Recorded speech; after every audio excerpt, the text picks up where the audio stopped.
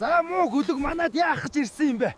Намайг энэ ойд битгээл Монголд дийлэх амжтан байхгүй шүү алнаа. Писта. За сайн уу юу байцгаан залуусаа Туулай ТV-н байна. Намайг хаана ирсэн гэж бодож байна? Өмнө Говь аймагт ирсэн залуусаа. За одоо нүүдэл чинь дэлгүүрлөө орцгоё. Та нар энийг хардаа. Барилгын материал рэк болон малчтад хэрэгтэй сүү сайлаа хийж явах хэрэгтэй битэн сав гэх мэт хэрэгтэй юмнууд байна. Бас эднийх Өмнө Говь аймагт хамгийн хямдар бараагаа зардаг юм байна. Та нар дугаарлуун залгаад асуугаарай. Утас 89 12 86 66. Дахиад хэлье. 89 12 86 66 шүү. За одоо өөрт хэрэгтэй юмнуудаа авна.